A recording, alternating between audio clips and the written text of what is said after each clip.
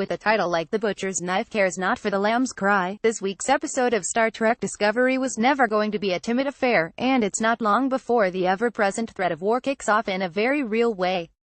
In a fast-paced episode set against the ticking clock of a Federation mining colony under attack from the Klingons, some of Captain Lorca's rough edges begin to show as the series tackles the age-old question of what sacrifices are necessary in the name of war.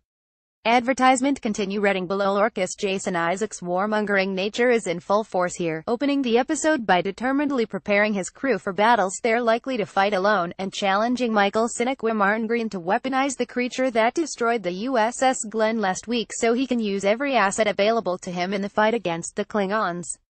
In fact, Lorca is so intent on being remembered on the right side of history that he insists the Discovery's spore-based instant travel technology is up to the task of jumping a larger distance than it has done before, to answer the distress call from Corvan 2, giving the crew just 6 hours to perfect the new and largely untested transportation method. Copyright Netflix. CBS-related Star Trek Discovery. Everything you need to know. Finn, his superior officer, explains the situation. The captain seems more worried about what it means for Starfleet, considering Corvan 2 is a key colony in producing the Federation's transportation substance, dilithium.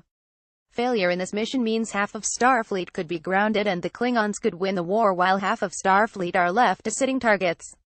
Yet when their first attempt to jump fails and the Discovery is sent off course, Lorca plays the distress call from Corvan 2 shipwide, shifting the focus to the innocent lives now at risk if they fail.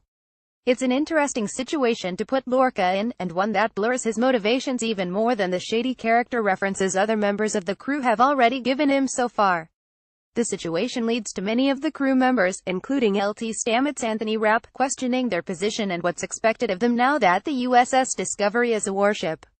Stamets didn't sign up to be a soldier. Commander Landry Reka Sharm was ripped to shreds and killed in an effort to contribute to Lorca's cause, and First Officer Saru Doug Jones is growing increasingly distrustful of both Lorca and Michael, both of whom, he says, act insincerely and without thought of the consequences in pursuit of their own goals. Copyright CBS. Advertisement continue reading below. Michael herself, however, is beginning to feel a little overshadowed by the characters around her.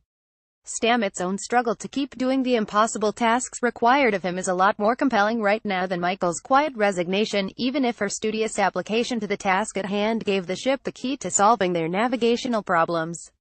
The discovery that the creature, now known as a tardigrade named Ripper, is the supercomputer they need to direct their travel does lead to certain ethical ramifications when it becomes clear that using Ripper causes it pain, which leaves Michael with a moral dilemma to consider. Is it acceptable to cause an innocent creature pain if it helps give them an advantage in war? Doctor Who fans may be recalling the beast below at this point, because ultimately it does give them the advantage. Using the tardigrade allows the Discovery to jump into a war zone and destroy all the Klingon ships with ease, save the colony and jump out again before the people on the planet could even get a glimpse of their saviors. A triumph for the ship and its crew.